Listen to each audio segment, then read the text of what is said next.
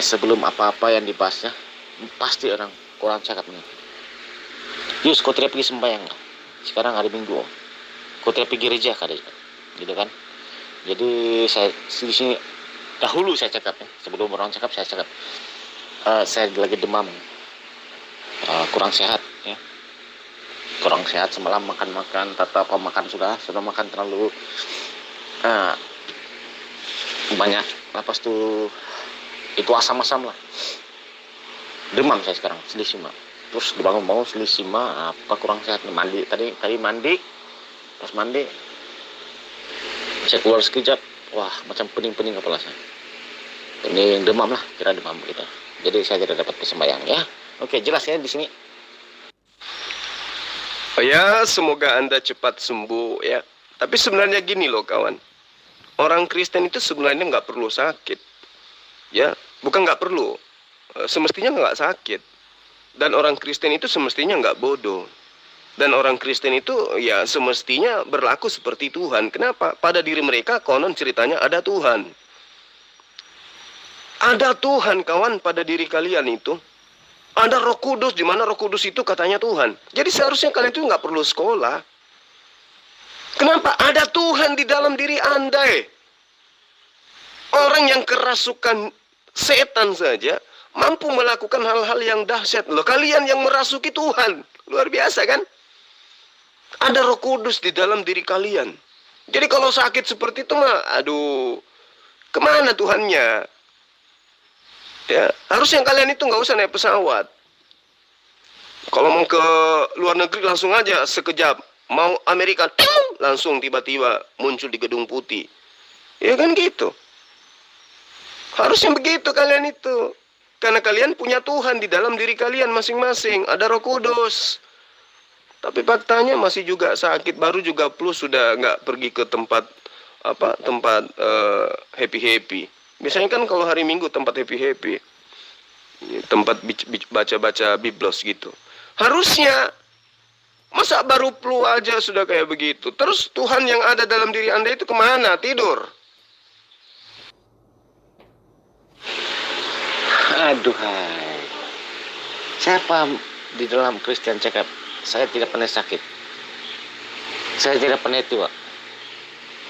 Di mana kayaknya? Saya terus terang saya cakap, saya dalam Kristen, saya tahu sakit itu adalah dalam diri kita sendiri yang melakukan itu, baru kita menjadi sakit. Ya, tapi dalam Alkitab tidak mengajar bilang Kristen ini tidak pernah sakit, Kristen itu selalu sembuh, Kristen itu selalu sehat. Lepas itu tidak pernah tua, begitu kan? Tidak ada dalam Alkitab itu. Kalau kamu tahu betul, baca itu Alkitab, baca Alkitab, jangan baca Al-Quran ya, gitu. Jadi tidak ada itu. Orang Kristen paham, yang sakit, dia pernah sakit, jatuh sakit ya. Ini nah, itu kebiasaan lah. Karena semalam mungkin saya terlalu banyak makan itu ais, minum ais yang sejuk-sejuk, lepas itu asam-asam, terlebih makan, jadi saya punya perut tidak dapat kontrol, maka dia jadi panas, maka saya pun pening tuh. Begitu. Ini dokter punya sudah. Ya? Bukan Alkitab sudah. Ya? Karena Anda berbuat kelebihan makan, maka Anda pening. Begitu. Kau makan 1 pinggan, 2 pinggan, 3 pinggan paling banyak, sudah kenyang kan? Kau mau makan 10 pinggan, maka kau sakit. Nah, begitu. Nah, itu yang aku cakap tuh sudah blank macam itu, sudah pening ya. Anda sendiri pening ya gitu. Lalu kemana Tuhan yang ada pada diri Anda? Roh yang masuk ke dalam diri Anda itu kemana? Kok Anda bisa sakit? Bukankah dalam tubuh Anda ada Tuhan berupa roh? Begini ya, kalau ayat-ayat yang di luar untuk dibahas, ya, saya tidak akan jawab ya. Saya tidak akan jawab kalau itu. Anda bukan manusia ya. Anda bukan manusia, tetapi iblis, begitu kan. Jadi soalan-soalan yang Anda berikan itu melalui daripada iblis. Pasti saya tidak akan jawab. Ya. Buat apa saya jawab kan? Soalan yang tidak nyata, gitu. Jadi Anda suka-suka buat soalan yang tidak nyata, gitu. Tidak nyata dalam Alkitab. Jadi saya tidak akan jawab, ya. Soalan bodoh, kalau saya cakap bodoh, tetap bodoh, gitu. Gitu. Ya. Loh, kok bisa nggak dijawab? Ini kan yang paling prinsip dalam iman kalian. Orang Kristen itu selalu busung dada, membanggakan diri, mengaku sebagai anak-anak Tuhan. Mengaku pada diri kalian itu ada Roh Kudus. Dan katanya kami tidak bisa memahami kitab kalian karena kami tidak memiliki Roh Kudus. Dan Roh Kudus itu adalah Tuhan kalian. Dan kalian memiliki Roh Kudus. Dan Roh Kudus itu ada pada diri kalian. Berarti Tuhan pencipta alam semesta itu ada pada diri kalian. Kok sekarang jadi sensi ketika saya tanyai? Atau jangan-jangan kamu tidak memiliki Roh Kudus dalam diri Anda? Atau Roh Kudus itu hanya hoaks?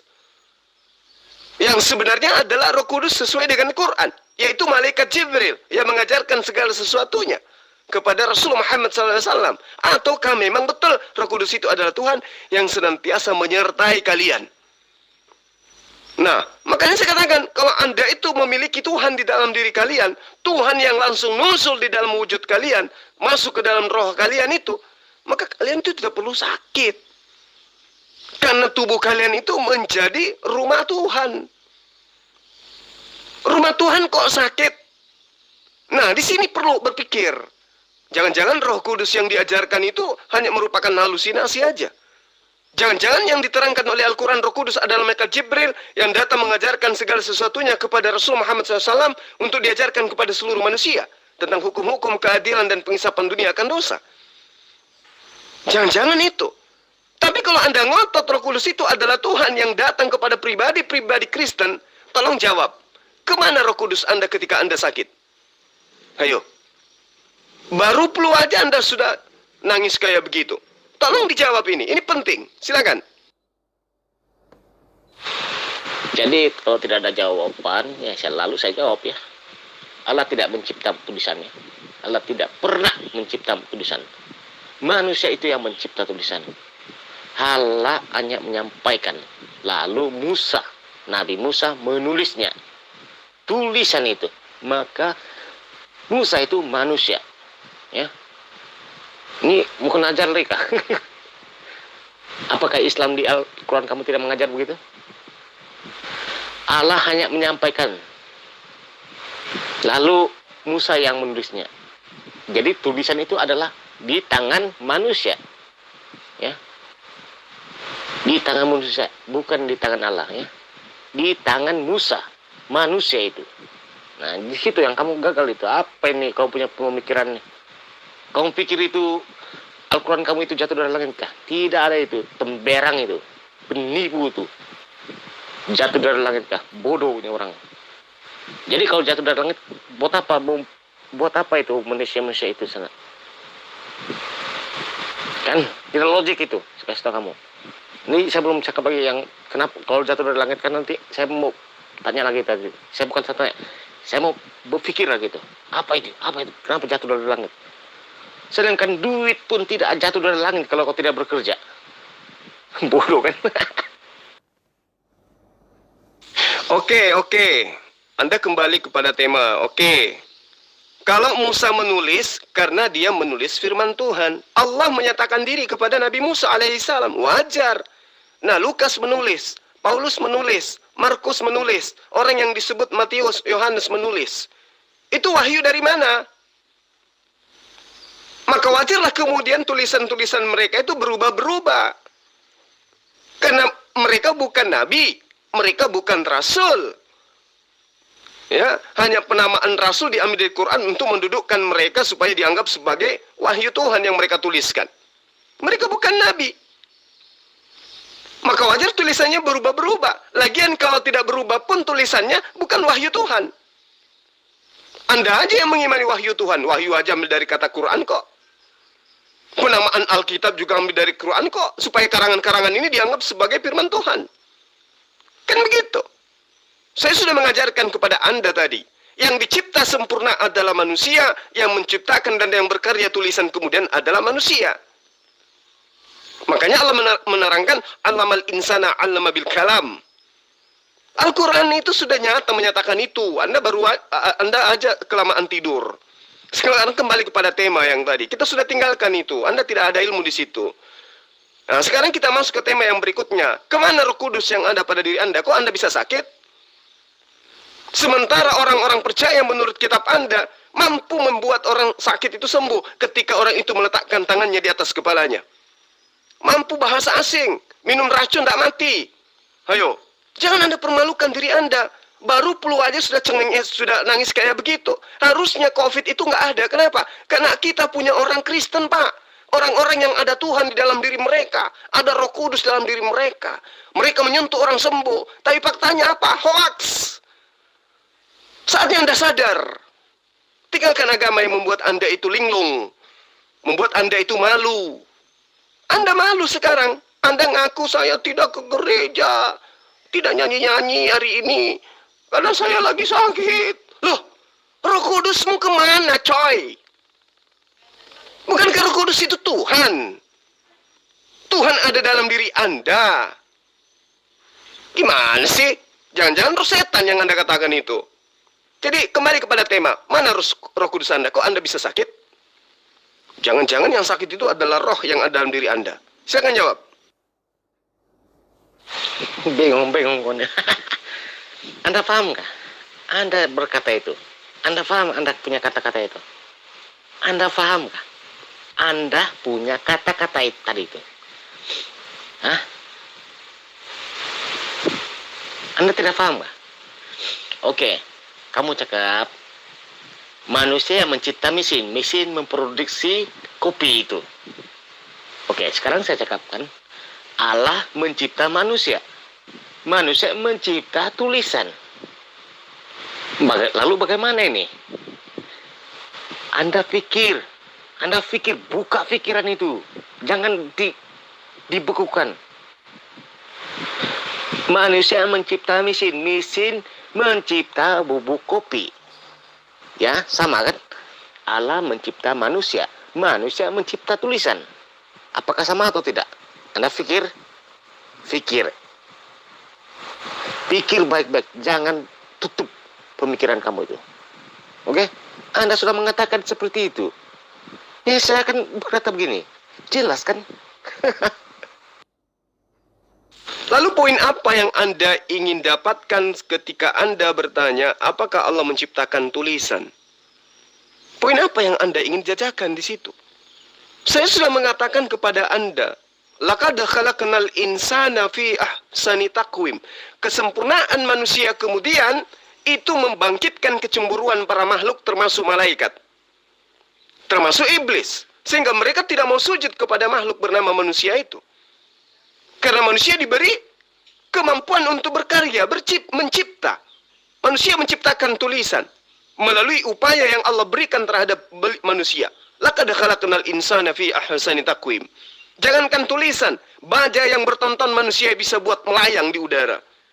Itulah hebatnya Allah menciptakan manusia itu. Kemudian Anda berputar-putar di situ. Padahal saya sudah jelaskan. Terkait dengan tulisan yang ada dalam kitab Anda, itu tulisan manusia, ciptaan manusia. Maka kalau dirubah, tidak ada masalah. Karena memang bukan karya Tuhan, bukan ciptaan Tuhan.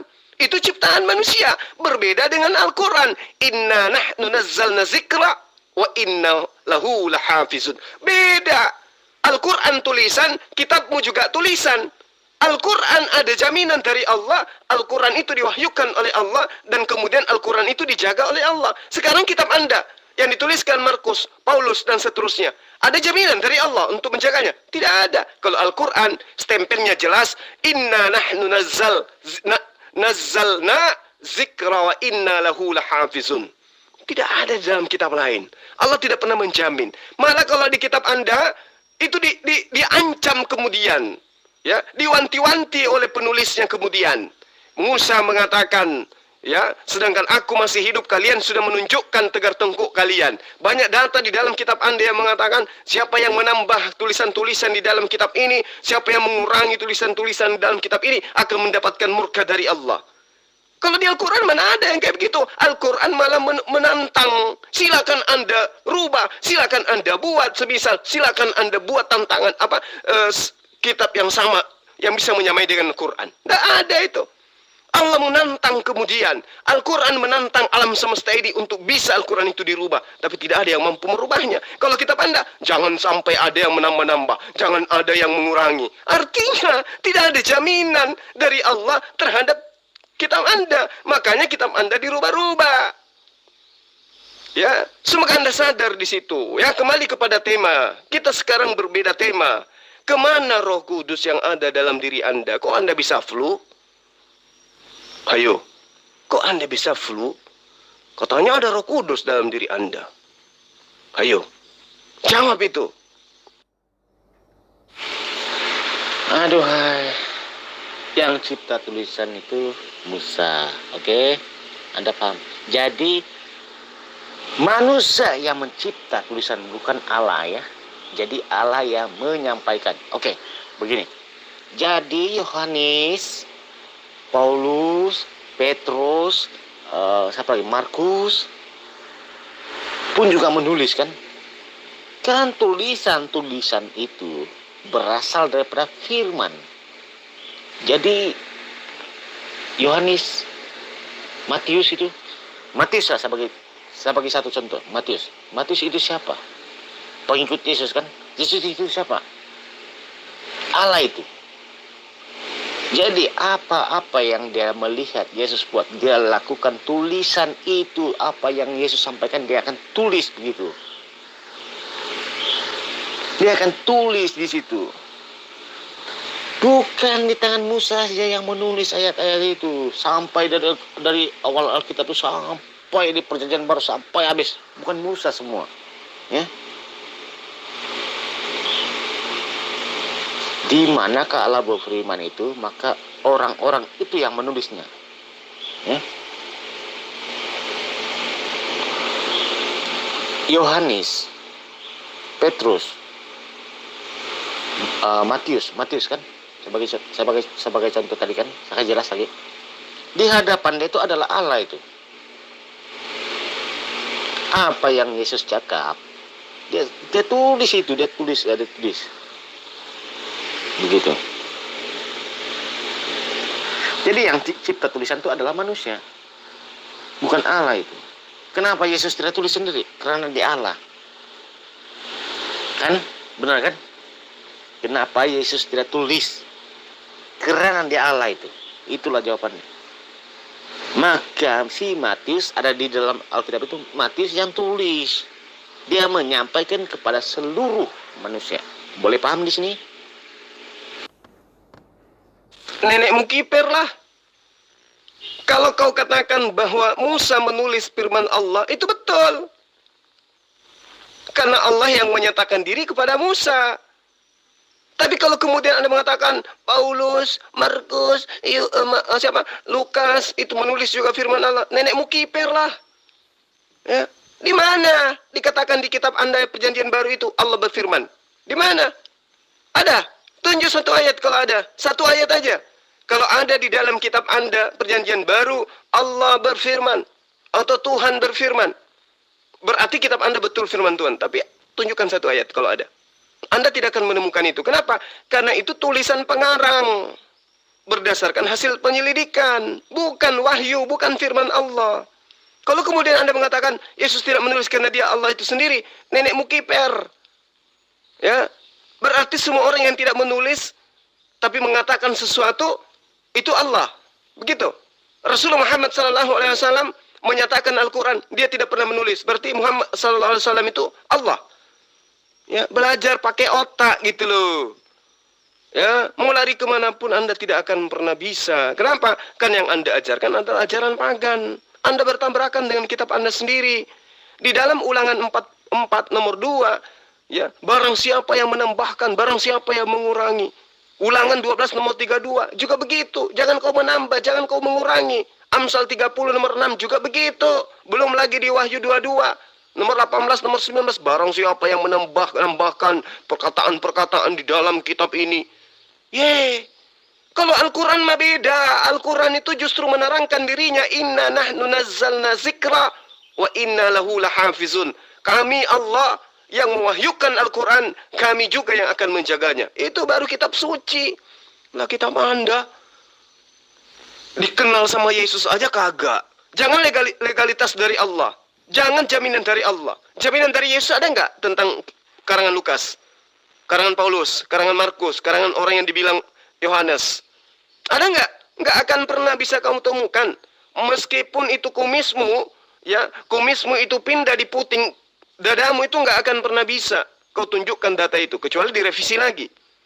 Nggak ada itu, kawan. Jadi saya ngajak kamu dialog ini supaya kamu itu tercerahkan, supaya kamu itu mendapatkan ilmu. Sekarang kembali ke pertanyaan saya. Kok kamu bisa sakit? Kemana Roh Kudus yang ada dalam dirimu?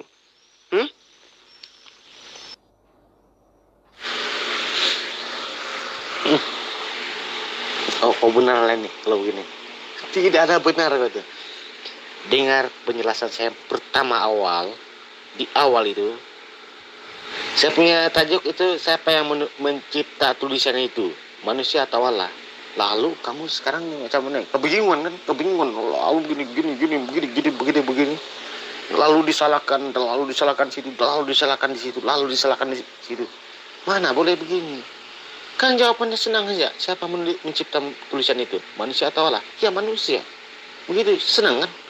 Tapi kamu tidak mampu, tidak mau mengatakan, bukan manusia yang cipta tulisan, tetap Allah yang mencipta tulisan. Lalu kamu punya mata, Anda menulis. Yang di dalam grup ini semua yang menep-nep, tekan-tekan itu tombol itu A, B, C, itu kan semua manusia, bukan Allah itu, bosku. Jadi jawaban Anda di situ lalu ditampukan ke arah lain, lalu disalahkan sampai kepada iblis. Kan bunyi di situ. Lalu sampai kepada iblis. Kenapa begini nih, bos? Saya belum ada cerita pasal tentang iblis. Saya belum cerita tentang iblis itu. Lalu kamu meronta-ronta gitu, itu dasarnya. Kamu sudah meronta-ronta. Dan perkataan saya hanya cukup sekadar kicil-kicilan, tetapi susah dijawab. Ya. Begitu. Ya. Kamu saya cakap pintar ya, bukan bodoh ya.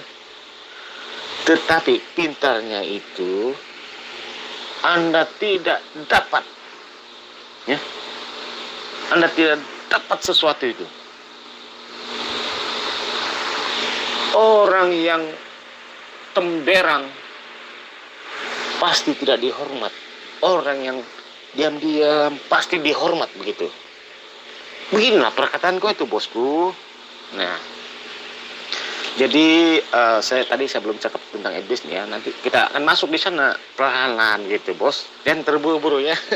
Sebab saya ini jenis yang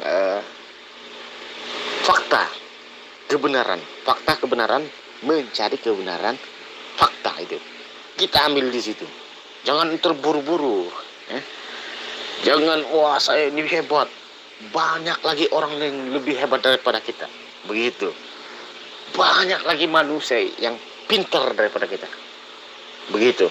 Ada sifat manusia ini seperti ini, maka dialah benar. Ya, jangan berfoya-foya. Macam ada satu orang Malaysia kan, tapi dia selalu deep dalam grup. Berfoya-foya dia masuk grup. Saya begini lagi, dia mengaku dia Kristen dahulu dia Kristen, lepas itu dia maulad. Jadi orang Islam. Lalu apa yang dia buat?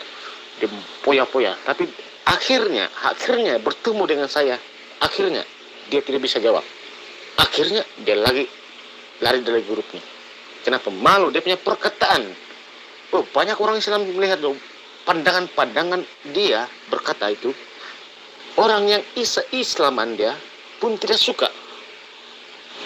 Karena megah, hebat kononnya.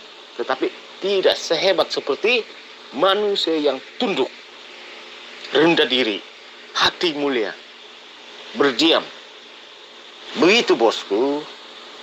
Nah, kamu masuk sekarang karena nama Zulkifli itu artinya meninggi kan, begitu kan? Tetapi saya ini adalah memberi fakta yang benar. Saya juga menguji. Begitu bosku. Saya menguji itu.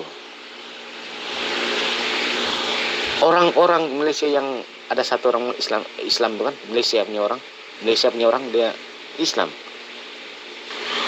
Hari Jumat, wah, bukan main dia cakap main Islam, tetapi dia tidak bisa sembahyang. Saya tanya, kenapa kau tidak bisa sembahyang ini? Kok ada di dalam grup saya nih? Lalu apa? Dia berhenti. Lalu saya tarik sama dia. Saya tarik semula dia masuk dalam grup, karena dia bukan bisa sembahyang kan? Saya nampak itu, saya tengok di dalam grup itu. Saya tarik dengan percakapan saya. Orang-orang ini sudah melihat dan bertahan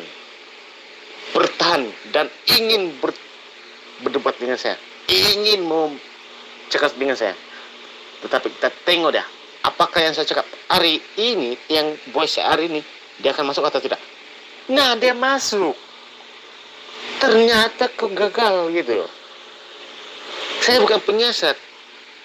Fakta yang benar itu. Rupanya dia tidak bisa sembahyang hari Jumat itu. Dia tidak bisa sembahyang itu. Berdebat. Tapi dia buat apa sekarang? Dia mengaku dia Islam. Islam yang paling bersih gitu. Tapi kalau tidak bisa sembahyang macam mana itu bos? Gitu kan. Jadi disitulah dia malu sendiri, dia malu lasah, dia live, mungkin dia live dalam grup ini. Nah kalau dia masuk balik nanti dia kan bising-bising lagi gitu. Gitu kan bos. Oke. Saya katakan samamu, siapa yang menciptakan tulisan? Saya membacakan apa samamu tadi? Laqad khalaqnal insana fi ahsani taqwim. Tapi kamu tidak mendengarkan fian saya. Allah menciptakan manusia begitu sempurna, sehingga kesempurnaan manusia itulah kemudian dia mampu menulis. Ayo. Saya katakan samamu, Allah tidak mungkin menjadi makhluk sehingga dia nuzul menulis di atas lembaran kertas. Nggak mungkin. Maka kemudian Allah menciptakan manusia dengan kesempurnaan, membuat makhluk lain itu cemburu. Tapi Anda tidak menyadari apa yang saya... Bukan tidak menyadari, Anda tidak bisa menangkap apa yang saya jabarkan. Kenapa? Jangankan menelaah dan mengerti penjabaran saya, memahami perkataan Yesus aja kagak bisa Anda itu. Gimana mau paham penjelasan saya? Saya sudah katakan, saya sudah bacakan, Iqra bismi rabbikal ladzi khalaq, khalaqal insana min 'alaq, Iqra wa rabbukal akram alladzi 'allama bil kalam. Tapi Anda tidak ngerti. Ya, Allah menciptakan manusia dengan perantaraan pena. Yang mengajarkan manusia dengan perantaraan pena. Apa itu? Tulisan. Tapi Anda tidak paham. Susah Anda memahami itu. Maka saya menerangkan lebih jauh kepada Anda, ya, bahwa tulisan-tulisan yang dituliskan oleh para nabi itu berdasarkan pewahyuan. Gitu loh. Jadi yang menulis manusia berkat potensi yang diberikan oleh Allah. Nah, tulisan manusia tidak semuanya firman Allah. Ada tulisan biasa yang dianggap firman Tuhan. Itulah kitab Anda. Tulisan Lukas yang bukan siapa-siapanya Yesus dianggap firman Tuhan. Tulisan Paulus yang tidak pernah bertemu dengan Yesus tapi dia adalah antikristus dianggap tulisan Tuhan. Di sinilah errornya Anda. Kalau Al-Quran itu mah beda. Al-Quran itu tulisan manusia, tapi Al-Quran itu dijamin oleh Allah. Inna nahnu nazzalna zikra wa inna lahu lahafizun. Jaminan pencipta alam semesta terhadap Quran itu nyata. Sekarang mana jaminan Allah kepada perjanjian baru? Jangan jaminan Allah deh, jaminan Yesus. Pernah nggak Yesus itu mengajarkan tentang Bible, khususnya Bible Lukas, Gospel Paulus, surah Paulus, Gospel Markus? Pernah nggak Yesus mengajarkan itu? Nggak pernah. Kenapa? Karena kitab Anda itu bukan wahyu Tuhan. Itu karangan manusia murni. Sementara kitab Anda sendiri menerangkan, kitab yang Anda ambil dari agama lain, di situ diterangkan Ulangan 4 nomor 2, Ulangan 12 nomor 3, Amsal 30 nomor 6, kemudian Wahyu 22 nomor 18 nomor 9. Semua inti dari penyampaian itu adalah ancaman kepada orang-orang yang menambah perkataan-perkataan di dalam kitab mereka. Artinya indikasi penambahan dan pengurangan itu ada. Kalau Al-Quran silakan Anda tambah kalau Anda bisa. Silakan Anda kurangi kalau Anda bisa. Nggak akan pernah bisa. Satu huruf Anda hilangkan dari Al-Quran, sedunia akan bergemuruh. Al-Quran telah dipalsukan. Coba. Satu huruf Anda tambahkan dalam Al-Quran, dunia akan bergemuruh bahwa ada Al-Quran dipalsukan. Satu titik dalam Al-Quran Anda rubah, maka dunia akan bergemuruh bahwa Al-Quran sudah ada yang menambahkan, ada yang mengurangi. Itulah wujud daripada pernyataan bahwa Al-Quran itu wahyu Allah. Mukjizat terbesar di atas muka bumi ini adalah Al-Quranul Karim. Anda nggak bisa bantah itu. Lah kalau kitab Anda, manusia yang menuliskan. Dan bukan wahyu Tuhan. Celaka 12 kali. Udah jatuh ketimpa tangga lagi. Udah gitu patah sepatunya. Itulah Anda. Jadi Anda harus belajar. Sekarang jawab pertanyaan saya. Kemana Roh Kudus Anda? Kok Anda bisa sakit? Oke, Saudara Yus. Ya, karena Anda tidak menjawab pertanyaan saya. Yaitu sama halnya Anda menyembunyikan kebenaran bahwa Roh Kudus yang ada pada diri Anda itu sebenarnya itu hanya, ya saya katakan mohon maaf, halusinasi aja. Karena sebenarnya konsep yang sebenarnya diajarkan Yesus itu bahwa Roh Kudus akan menyertai kalian semua, itu artinya ajaran dari Allah melalui seorang nabi itulah yang akan menyertai semua manusia yang berakal sehat. Ya, sosok nabi yang datang yang akan mengajarkan hukum-hukum kepada bangsa-bangsa, yang menundukkan bangsa-bangsa tidak lain dan tidak bukan adalah Rasulullah Muhammad sallallahu alaihi wasallam. Beliaulah yang mengajarkan tentang apa yang diajarkan oleh Ruhul Kudus, yaitu malaikat Jibril. Jadi konsep Ruhul Kudus ada pada diri orang-orang Kristen ini itu tidak ada bukti ya. Antar pemuka-pemuka agama Anda saja bercerita tentang Yesus itu bertentangan dan ngotot-ngototan, ya. Saling mengkafir-kafirkan, saling membidat-bidatkan satu sama lain. Kemana Roh Kudus kalau memang Roh Kudus ada pada diri Anda masing-masing? Jadi saya ingatkan kepada Anda supaya Anda sadar bahwa konsep Roh Kudus ada pada diri Anda itu hanya halusinasi. Ya. Andai saja benar Tuhan ada pada diri Anda dalam arti kata esensi atau wujud Tuhan ada pada diri Anda berupa roh, maka Anda tidak perlu sekolah, Anda tidak perlu naik pesawat, Anda tidak perlu sakit. Kenapa? Lah, tubuh Anda menjadi bait Allah, coy. Ya, jadi tidak perlu itu ada. Kecuali kalau Anda menuhankan esensi yang bisa tidur, lagi lupa diri, atau lalai, atau pelupa. Jangan sampai Tuhan Anda ketika ada dalam diri Anda kena flu karena Tuhan Anda lagi tidur. Ini saya bukan menghina, bukan menghujat, hanya mengedukasi Anda. Agar Anda itu tersadarkan bahwa Roh Kudus itu tidak seperti itu penggambarannya. Baik menurut Yesus maupun menurut Rasulullah Muhammad SAW. Kalau Anda punya Roh Kudus, maka tak mungkin Anda sakit. Oke? Belajar lagi, ya supaya Anda itu bisa memahami kebenaran, bahwa kebenaran itu hanya datang dari Allah, bukan dari pengarang-pengarang buku yang tidak jelas. Demikian, salam beda Tuhan.